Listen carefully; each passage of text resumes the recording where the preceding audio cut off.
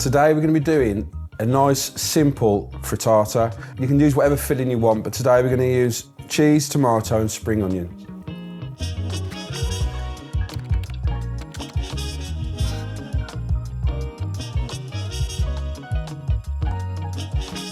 First of all, we're just going to prep our vegetables. So we're just going to put some spring onion in there.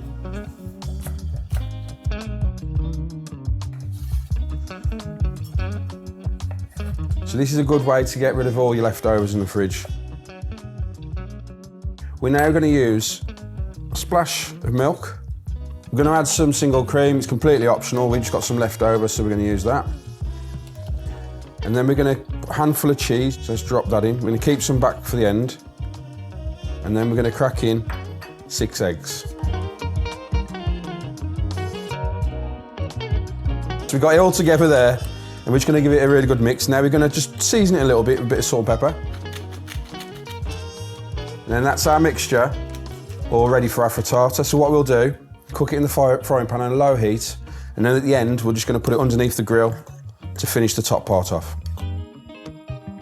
Right, so now we're going to start off with our egg mixture. We're trying to save time, so what I've done today is mix all the vegetables already in the jug. What you can do is fry off tomatoes, peppers, broccoli, whatever you want, fry that off first and then add the egg.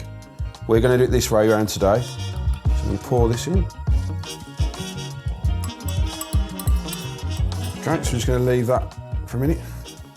And while we're here, we're just going to pour a little bit more cheese on. Okay, so what we're doing is waiting for a little crust round here, making sure it's not on too much of a heat. And it's all about just cooking this gently through. Okay, so we seem to be getting slowly there. Don't forget this is going to go under the grill for a good 5 minutes to help finish off the top. Just going to go around the edges once more, just to give a bit of air underneath.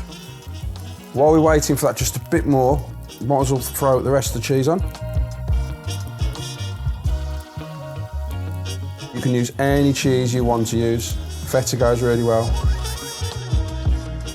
So I think we're there now, so we're going to put this under the grill.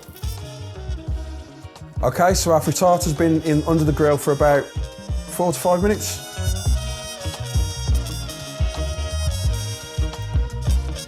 Okay, so there is our any filling frittata, which we've used with leftovers.